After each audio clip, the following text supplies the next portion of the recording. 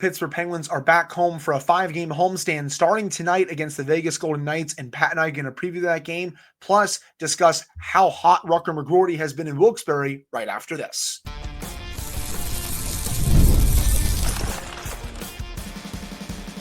You're Locked On Penguins, your daily podcast on the Pittsburgh Penguins, part of the Locked On Podcast Network, your team every day.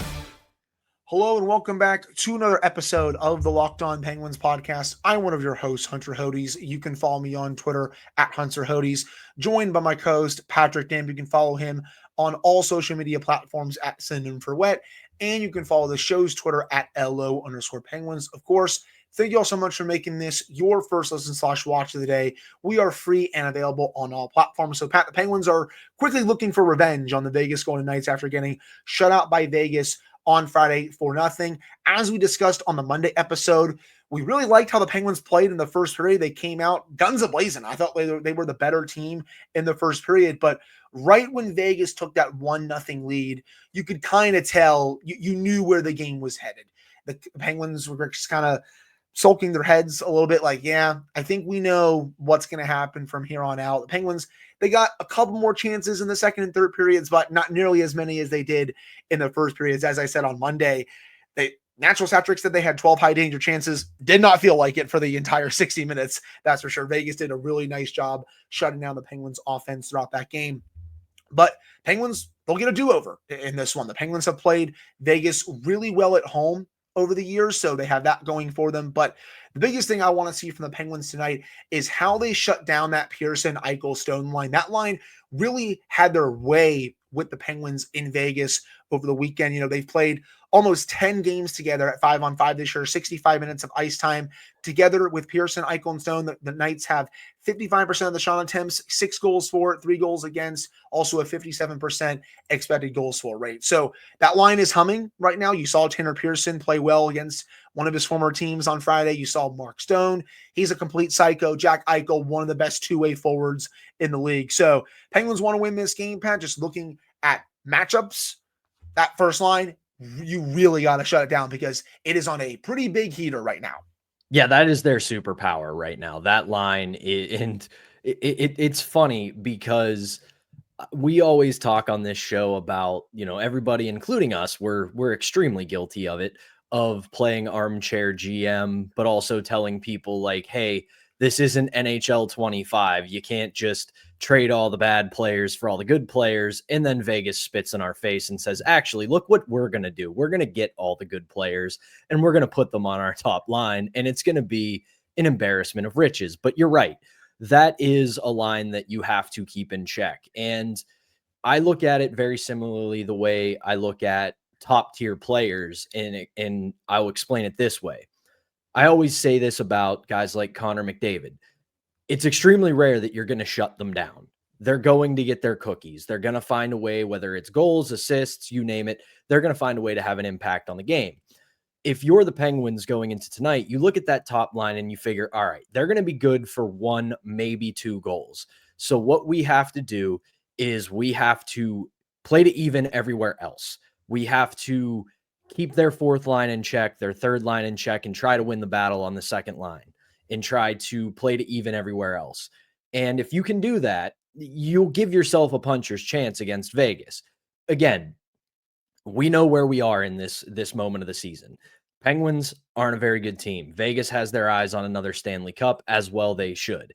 So yeah, it's going to be a monumental lift for the Penguins because they're going up against a genuinely great team. But there is a way in an 82-game season to sneak up on a team like the Vegas Golden Knights. The other thing is, and again, I know it's history. I know that we don't want to live in the past and we have to focus on the present, but Vegas isn't very good in Pittsburgh. 5-1-0 all time. And the Penguins are currently on a 3-game win streak against Vegas in Pittsburgh. So this is not a place that Vegas has historically played well. Again, those are teams of the past. We know how Vegas doesn't care how long you have been there, what you've done for them. If you're not helping them in the immediate, they will move on from you. So we're talking about 6 games in the past that I would say 4 out of those 6, probably markedly different teams that came to Pittsburgh. But you know that you've had success against this team in Pittsburgh. They're one of the teams that is very far out west. So coming east is a whole thing for them. It's not just we go to Pittsburgh and then we go back. It's we go to Pittsburgh, we go to New York, we go to Columbus, we go south, we go wherever. So there's a good chance that this is a stop on a road trip for them. And they kind of look at this game and go, it's Pittsburgh. They're not that great. We're well on our way to a playoff spot and we're focused on the Stanley Cup. So you have an opportunity to take advantage of a team that's on a road trip that is probably overlooking you, but you can't approach it like that. You got to go in with a good strategy. It's got to be the early season Washington game or the early 2025 Los Angeles game where you play well defensively, you try to play to even, and unfortunately for us Penguins fans, it's got to be a low event game. You can't get into a track meet with a team like Vegas, or we're going to see a repeat of Friday night. Kind of like Minnesota. I mean, Minnesota dumbed that game down a bit as well, considering they don't have Eriksson Ek or Kaprizov. And that worked to the Penguins' advantage because Minnesota wasn't fully healthy. They didn't have their full firepower in their lineup. And the Penguins were like, okay, we'll take that. We'll play a low event game as well. And they were able to win it 3-1 with the empty net goal from Sidney Crosby. You're right. The Penguins are 5-1 at home against the Vegas Golden Knights since Vegas came into the league, which is pretty crazy considering how good Vegas has been since its inception, Pat. Like, they've been a great team ever since their first season. So the fact that you've won 5 of 6 games at home against that team, at least that's a little bit of a good omen heading into this one. I will say also, I want to keep seeing the penalty kill really carry the momentum from Sunday over into this game. I thought the Penguins penalty kill against the Wild was especially great. They killed off. One of those was the double minor, the 4-minute high sticking penalty. And they were great throughout that entire kill, really limited the Wild's chances to the outside, didn't give them anything in the middle of the ice. I want to see that penalty kill carry over into this game against Vegas, which has one of the better power plays in the league. And also for the Penguins power play, just keeping it with the special teams. I know I've talked about a little bit on the show how it's struggled a bit since the Four Nations face-off break. Well, I liked the last one against the Wild where Evgeny Malkin got the goal with only a few seconds left and how they were zipping the puck around, going to the net, getting the high danger scoring areas and all that. Again, carry that over. I don't need to keep seeing the power play that we've seen for the most part since the break where it's just too stagnant. You're really not moving your feet. You're just firing everything from the point. The zone entries are weak at best. You're kind of dumping the puck in at other times, giving the penalty killers a head start to go get the puck and then clear it from their own zone. I want to see the power play that we saw at the end of the game against Minnesota and then for the most part of the season before the Four Nations break as well. You look at Vegas's other lines for this game. Brandon Son with Tomas Hertl on the second line. You have Brett Howden, Ivan Barbashev on the third line. By the way, Barbashev has played quite a bit with Stone and Eichel this year. The underlying numbers for that line are at least pretty solid. If you look at Money Puck, minimum ice time of 150 minutes. They've played, almost 40 games together, a 5-on-5 ice time, about 50% expected goals for percentage, 2.65 expected goals for per 60 minutes. So if they really want to, they could put Barbashev up there with Eichel and Stone as well, and then move Tanner Pearson down. But with how Pearson is going right now, don't think they're going to do that. Remember, this is still a team without Shea Theodore. He got hurt during the Four Nations face-off break, but they still have Pietrangelo, who's one of the top defensemen in the league. Hanifin has been really good this year as well. Zach Whitecloud, and then goaltender-wise, they have Aiden Hill and Ilya Samsonov. Samsonov was the one that had the shutout against the Penguins on Friday. We'll have to see if he gets the start in this one as well. Injury-wise, Pat, just before we head to break, Tommy Novak looks to be still banged up. Matt Nieto was recalled on emergency basis from Wilkes-Barre today. And also Sebastian Aho was recalled on an emergency basis. So we could see a defenseman dealing with something as well. Yeah, for sure. We'll keep an eye on that throughout the episode. One last thing I want to add about tonight's game. You're right about special teams. This is going to be a bit of a challenge, but also an opportunity for the Penguins because the PK, as you said, very good against Minnesota, kept them to the outside. They were aggressive when they needed to be, and they hung back when they needed to because you saw it against Minnesota. They were content to play with the puck on the perimeter, and the Penguins kind of just sat back and went, all right, if you're going to just pass it around the outside, we're going to let you kill clock. And then when they started to threaten, the Penguins went into attack mode and cut off any of the lanes they had. Now, tonight, both an opportunity and a challenge. It's going to be a challenge for the PK because Vegas has the second best power play in the league at 28.5%.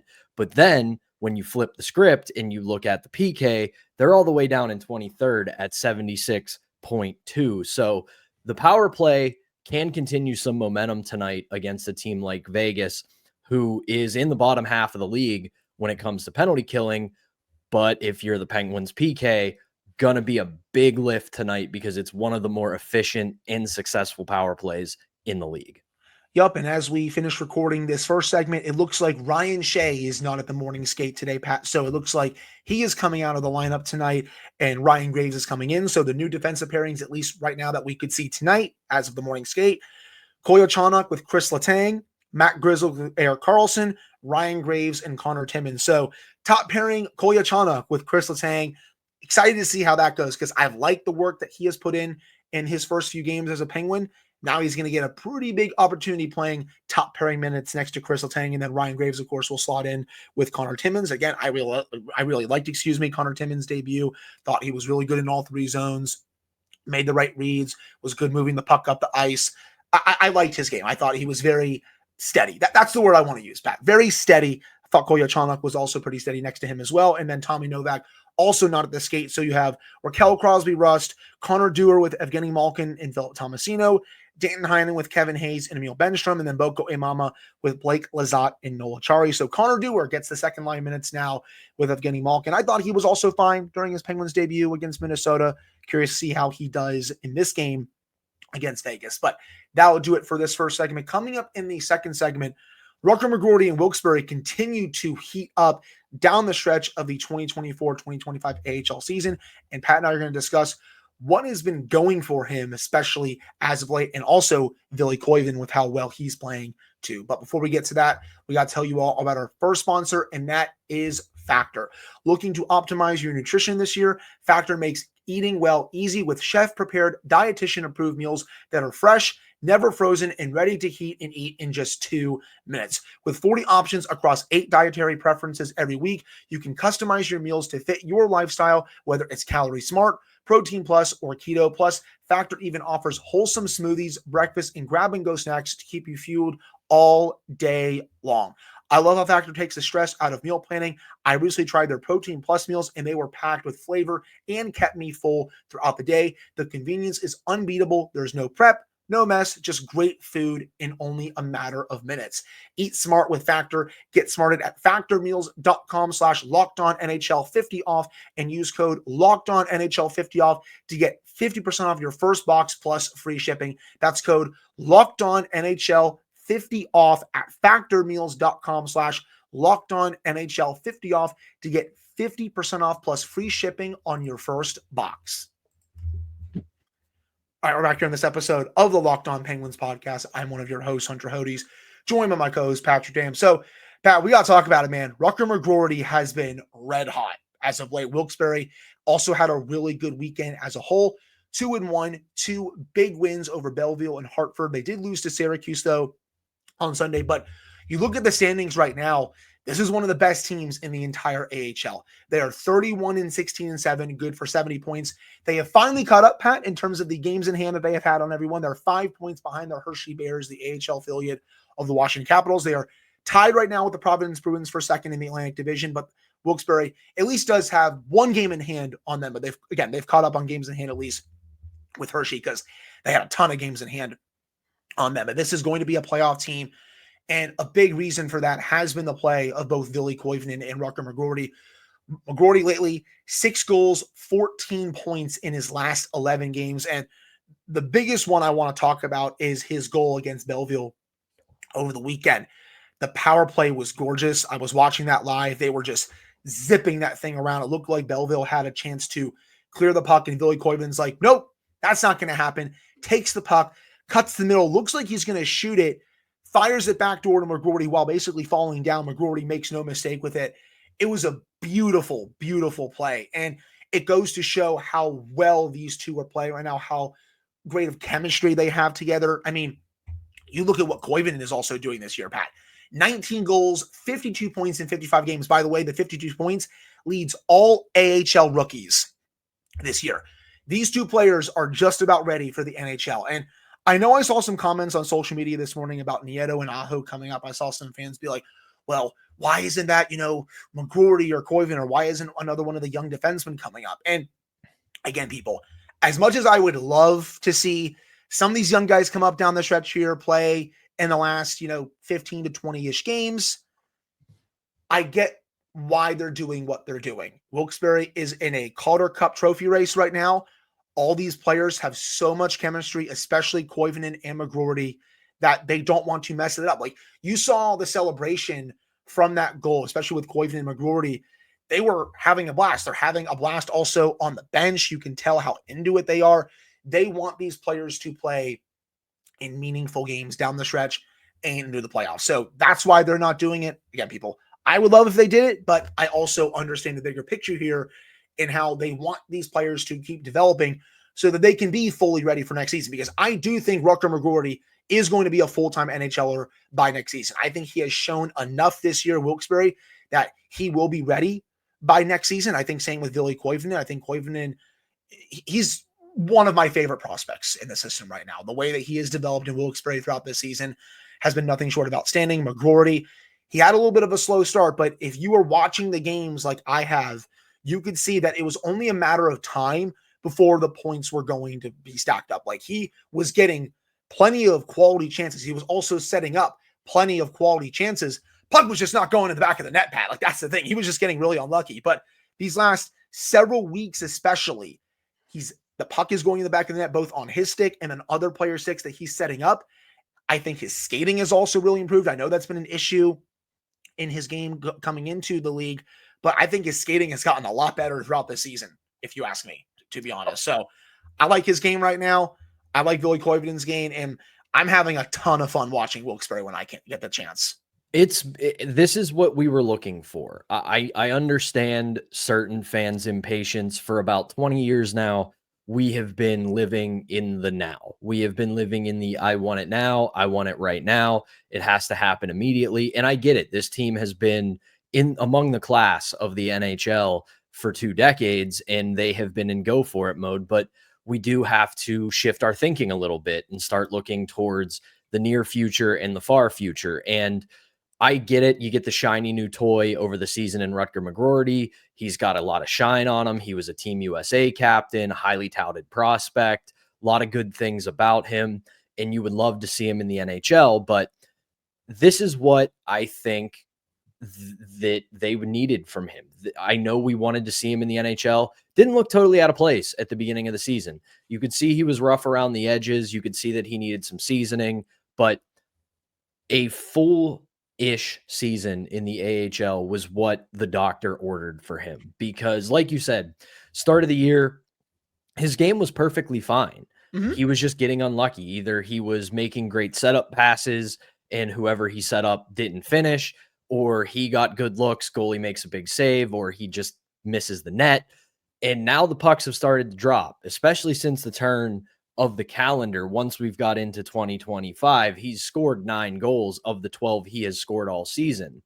And you can see he's getting more comfortable with the professional game. He's getting more comfortable playing in a professional setting. And most importantly, he's getting more comfortable playing in a top line role. You know that even with as bad as this team has been this year at the NHL level, he was not going to crack the top 6. No. Unless Kyle Dubas decided to sell everybody off and just completely tear it down. McGroarty was never going to rise probably further than the 3rd line.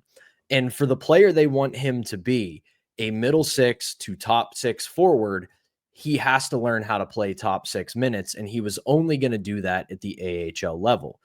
The other thing that you brought up was chemistry. And you look at how well this Wilkes-Barre team is playing, and it's very on par and parallel to what I said about Joel Blomqvist when he eventually got sent back to the AHL. It's not so much an indictment on his game as it is I'm looking at his development. There's no reason right now for Joel Blomqvist to be in the NHL other than Jari and Nedeljkovic aren't that great. However, if you want him to be one of your goaltenders of the future, you don't want to ruin his development by playing meaningless, bad hockey in the NHL as opposed to the AHL. I know that a lot of people have soured on the Spit and Chicklets crew. I understand it. But if you look at some of the conversations Whitney, Bisonet, and those guys have with guys like Max Talbot and a few others who have come through the Penguins over the past 15 years, especially back at the start in the mid 2000s, they talked about how, yeah, Crosby, Malkin, Letang, Fleury, those guys were in the NHL playing NHL games and doing all that. But a lot of the supporting cast that we saw in 2007, 2008, 2009, and then even though those guys haven't been on the show, you move forward a few years, 2016, 2017, a lot of the supporting cast spent time together in Wilkes-Barre playing somewhat meaningful hockey, learning how to be pros, learning how to be teammates, and they would come up and it would translate to the NHL. Obviously, that's not guaranteed. These guys could come up in a year or two and just be guys. They might not be meaningful contributors. But with how good Wilkes-Barre is, with how good these guys have been playing, if I'm Kyle Dubas, Jason Spezza, and Amanda Kessel, unless this Penguins team gets decimated by injuries down the stretch over the next 15 games, I'm not calling them up. I'm letting them play together, continue to chase a top seed going into the Calder Cup playoffs, and then going on a deep Calder Cup playoff run together, because that experience is very valuable. You learn how to play together, you learn how to win together, and then you all come up together. And look at that. Over the next couple years, you're still going to have a couple years of Sidney Crosby. You're still going to have a couple years of Chris Letang. We'll see what happens with Evgeny Malkin. We'll see what happens with Erik Karlsson. We'll see what happens with Brian Rust and Ricard Raquel. But those guys will provide you a lot of good guidance and help once you get to the NHL level, but you're already playing on an advanced level because you've done it together. And I would rather these guys play meaningful hockey together, continue to develop chemistry together, and potentially win together. That way, when they get to the NHL level, they're ready to play meaningful hockey. That, and also you're learning more about what it takes to win from guys that have won before, especially Sidney Crosby, who's going to retire a Pittsburgh Penguin, Evgeny Malkin, who might be playing his final season in the NHL next season, Chris Letang, who, of course, is part of that core, TBD on Erik Karlsson, TBD on Ricard Raquel, but Brian Rust, we expect there as well. He has won back-to-back Stanley Cups. He knows what it takes to win. He has won a lot throughout his career. So you go from learning how to win in the AHL level, and then you go to the NHL level, especially for players like Koivunen, McGroarty, Owen Pickering, who we think is also going to push for a full-time roster spot for next season. He looked the part earlier this season where he was playing even top pairing minutes with Chris Letang, was really not playing poorly. Like, he got sent down just because of where the Penguins roster was at the time, but he was still playing great at the time for the Penguins. So you learn all those skills, and then you bring it to the NHL level, and you learn more about what it takes to win from players who have won before. And yeah, I know the Penguins may not be very good next year. We have to see what Kyle Dubas does over the offseason, but at the very least, you are going to be surrounded by veteran players who know what it takes. And I also think that is going to help those young players quite a bit going forward as well. And one of the best examples I can use for a player who did that is a guy who everybody loved and we all miss considerably, and that's Jake Gensel. Yeah. He played 44 AHL games, and I know that's not a ton because he obviously was pretty advanced, but he played 44 AHL games, and in those 44 games, he had 23 goals, 25 assists, 48 points for the Baby Penguins. Now, obviously, he was on a bit of an advanced track because he turned out to be a top-line NHL winger, but it would have been really easy for, at the time, Jim Rutherford to look at him having a very good 10-game stretch, because you look at his final year, the last time he was ever in Wilkes-Barre, he plays 33 games and puts up 42 points. It'd have been really easy after a 10 to 15 game stretch for the Penguins to go, all right, let's call him up. Instead, they were like, give him a few more games, let him continue to dominate, let him build that confidence, and look what happened. Yep. Never turned back. So as easy as it would be to call up Koivunen, to call up McGroarty, it is probably better for the long-term health of the franchise just to let them cook down there. Let them play, let them succeed, let them win. And when you make either a big splash this summer or next, you look like you've got the cap space, you've got some good supporting cast in the AHL, then you make your move. Same thing with Sergei Murashov as well. I know he's only started a handful of games for Wilkes-Barre this year. He's been cooking and wheeling, but I still don't want to rush his development considering how much talent he has, how much raw skill he has. I mean, we've seen the numbers that he has put up in Wheeling this year. They are absolutely disgusting. We've seen the numbers that he has put up in Wilkes-Barre, 7 games, 2.13 goals against average, .931 save percentage, 7 wins in his 7 starts. He's been awesome. But I still, for next season, unless he makes a major, and I mean a major push during camp, I think I would want to see him play at least half a season in Wilkes-Barre to potentially a full season just to get him more acclimated before I think he might get called up full time for the 26-27 season. Again, I think that's the season where you're going to see Kyle Dubas be really, and I mean really aggressive. I think you'll see definitely some trades this summer, maybe sending a couple of those picks to go get some young roster players and stuff, but I don't think you're going to see the big, and I mean big moves until 26, 27. So what you're saying is don't buy stock in Mitch Marner to the Penguins this summer?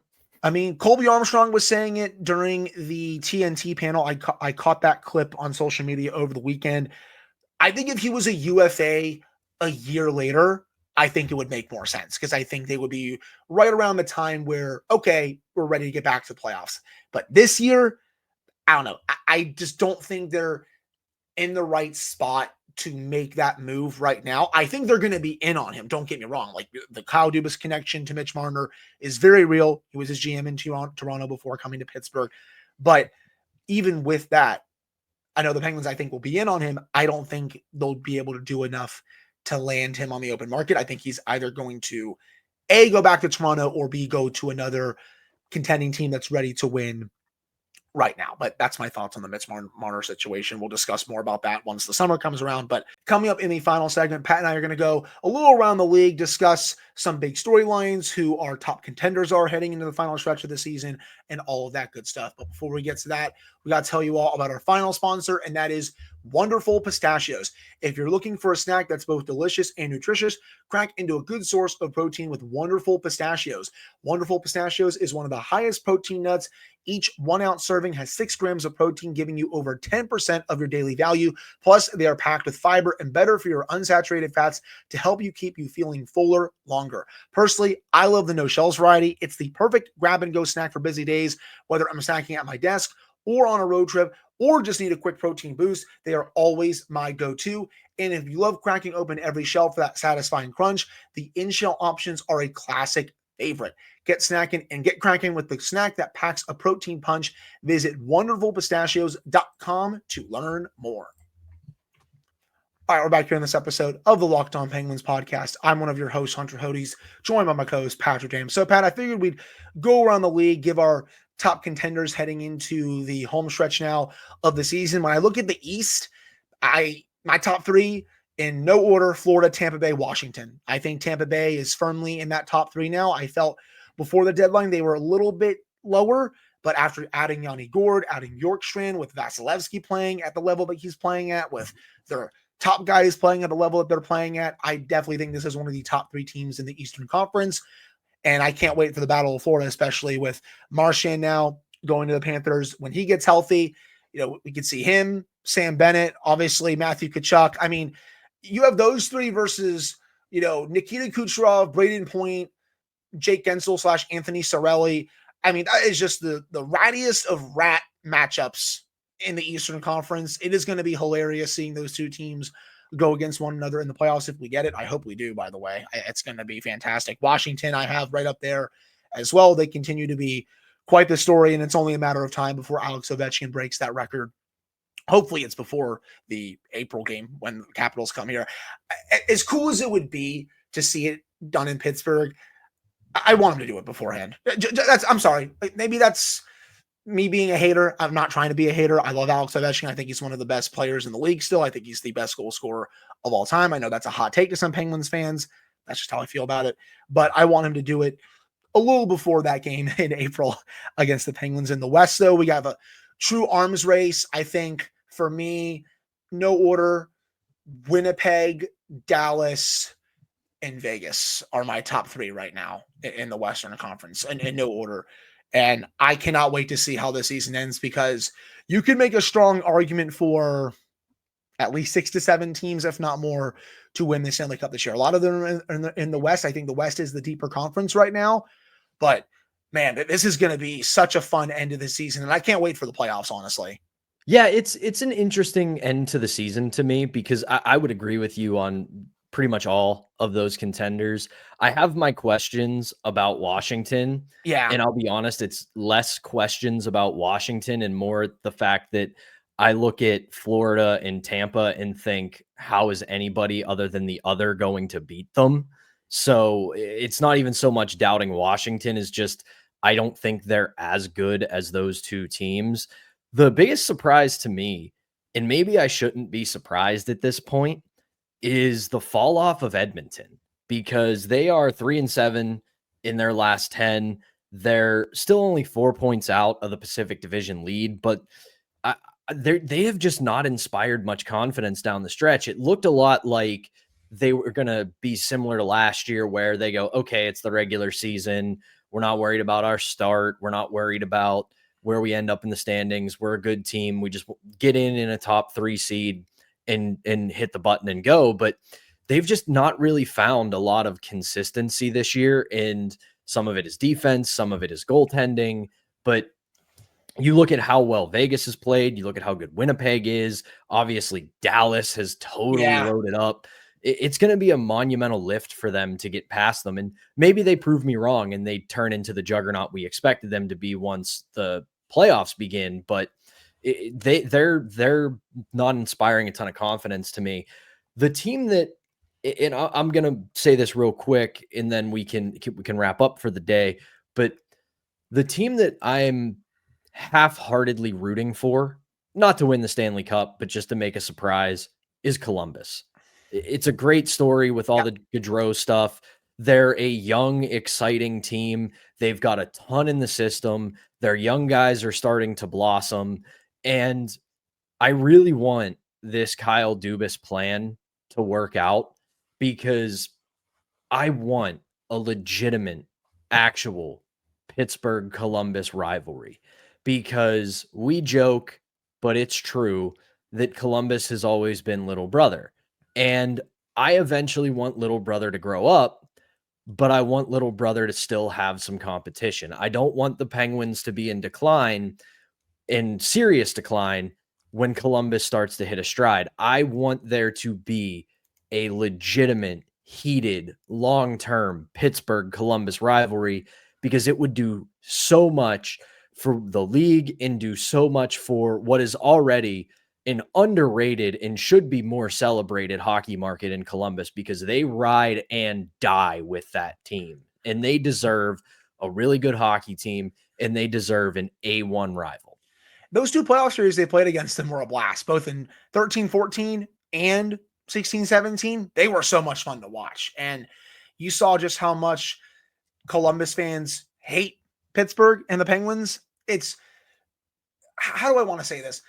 Penguins fans obviously don't like the Blue Jackets, but it's still not the level that, the Capitals are, the Rangers, even the Flyers. I'll throw the Islanders in there as well. It's not at those levels yet, but I do think if we can get the rivalry back to where it was, especially in 16-17, I think it will have a chance to trump one of those 4 teams that I just mentioned with that. But I agree. Columbus is such a fun story this year. They've had so many great young players playing so well, especially Adam Fantilli. He's going to be a force for a long time. Sillinger has been a lot of fun this year too. Marchenko has been great when healthy. Werenski is having one hell of a year, probably the best year of his career, in my opinion. And they're so much fun. Like, I really do hope that they can get one of those 2 final playoff spots. I know that I get it, people. They are a little bit of a rival to the Penguins. I get it. But it would still be such a great story for the league, considering that I don't think anyone saw this coming this year. I think everyone expected them to just be really bad this year. A lot of people expected them to be, myself included, a year or 2 away from a season like this. But it's awesome that they're playing this well this year, considering everything that has happened to that team over the last year. and such. But I think that'll do it for today's episode of Locked On Penguins podcast. Thank you all so much for taking the time to listen to / watch this episode. Pat and I will be back with another show for you all on Wednesday to recap this game against Vegas and get you all set for the rest of the week as well. So for Patrick Damp, I'm Hunter Hodes. Thank you all so much for tuning in. We appreciate it. We'll be back on Wednesday.